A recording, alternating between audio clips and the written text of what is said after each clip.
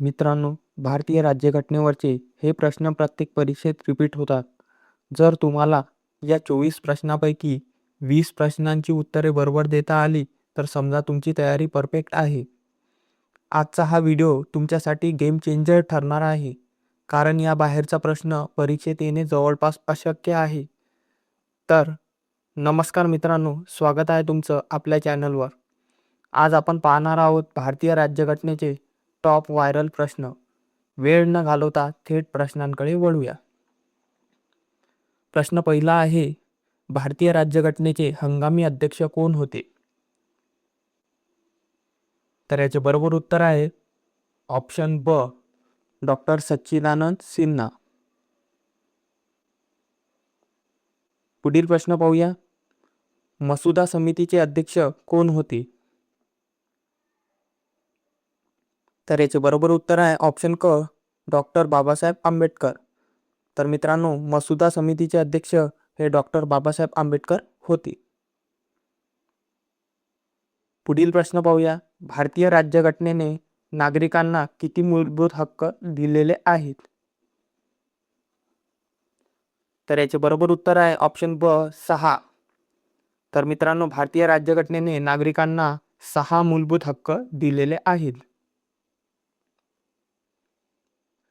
पुढील प्रश्न पाहूया, घटना दुरुस्तीची प्रक्रिया कोणत्या कलमात दिली आहे? तर याचे बरोबर उत्तर आहे ऑप्शन क, 368 कलम. तर मित्रांनो, घटना दुरुस्तीची प्रक्रिया ही कलम 368 मध्ये दिलेली आहे. तर पुढील प्रश्न पाहूया, भारतीय राज्यघटनेचे पालक कोणास म्हणतात? तर याचे बरोबर उत्तर आहे ऑप्शन क, सर्वोच्च न्यायालय. तर मित्रांनो, प्रश्न आवडत असतील आणि तुमची तयारी होत असेल तर आत्ताच या व्हिडिओला लाईक करा आणि चॅनलला सबस्क्राईब करा, कारण आपण रोज असेच व्हायरल प्रश्न घेऊन येतो. पुढील प्रश्न पाहूया, अस्पृश्यता नष्ट करण्याची तरतूद कोणत्या कलमात आहे? तर याचं बरोबर उत्तर आहे ऑप्शन ड, कलम 17. तर मित्रांनो, अस्पृश्यता नष्ट करण्याची तरतूद हे कलम 17 याच्यामध्ये आहे. पुढील प्रश्न पाहूया, लोकसभेचा कार्यकाळ किती वर्षाचा असतो? तर याचे बरोबर उत्तर आहे ऑप्शन ब, 5 वर्ष. पुढील प्रश्न पाहूया, स्वतंत्र भारताचे पहिले कायदा मंत्री कोण होते? तर याचं बरोबर उत्तर आहे ऑप्शन अ, डॉक्टर बाबासाहेब आंबेडकर. तर मित्रांनो, स्वतंत्र भारताचे पहिले कायदा मंत्री हे डॉक्टर बाबासाहेब आंबेडकर होते. पुढील प्रश्न पाहूया, संसदेचे कनिष्ठ सभागृह कोणते आहे? तर याचे बरोबर उत्तर आहे लोकसभा. तर मित्रांनो, संसदेचे कनिष्ठ सभागृह हे लोकसभा आहे. पुढील प्रश्न पाहूया, राष्ट्रपतींना पदमुक्त करण्यासाठी कोणती प्रक्रिया वापरतात? तर याचे बरोबर उत्तर आहे ऑप्शन क, महाभियोग प्रक्रिया. तर मित्रांनो, राष्ट्रपतींना पदमुक्त करण्यासाठी महाभियोग ही प्रक्रिया वापरतात. पुढील प्रश्न पाहूया, भारतीय राज्यघटनेत मार्गदर्शन तत्वे कोणत्या देशाकडून घेतलेली आहे? तर याचे बरोबर उत्तर आहे पर्याय ब, आयर्लंड. तर भारतीय राज्यघटनेत मार्गदर्शन तत्वे हे आयर्लंड या देशाकडून घेतलेली आहे. पुढील प्रश्न पाहूया, कोणत्या घटना दुरुस्तीला मिनी कॉन्स्टिट्यूशन म्हटले जाते? तर याचे बरोबर उत्तर आहे ऑप्शन अ, 42वी घटना दुरुस्ती. तर मित्रांनो, 42वी घटना दुरुस्ती याला मिनी कॉन्स्टिट्यूशन असे म्हटले जाते. पुढील प्रश्न पाहूया, संपत्तीचा अधिकार आता कोणता अधिकार आहे? तर याचे बरोबर उत्तर आहे पर्याय ब, कायदेशीर अधिकार. तर मित्रांनो, संपत्तीचा अधिकार आता कायदेशीर अधिकार आहे. पुढील प्रश्न पाहूया, शिक्षण हा कोणत्या सूचीतील विषय आहे? तर याचं बरोबर उत्तर आहे पर्याय क, समवर्त सूची. तर मित्रांनो, शिक्षण हा समवर्त सूची सूचीतील विषय आहे. पुढील प्रश्न पाहूया. राष्ट्रपतींचा कार्यकाळ किती असतो? तर याचे बरोबर उत्तर आहे पर्याय क 5 वर्ष. तर मित्रांनो, राष्ट्रपतींचा कार्यकाळ हा 5 वर्षाचा असतो. पुढील प्रश्न पाहूया. पंचायत राज स्वीकारणारे पहिले राज्य कोणते होते?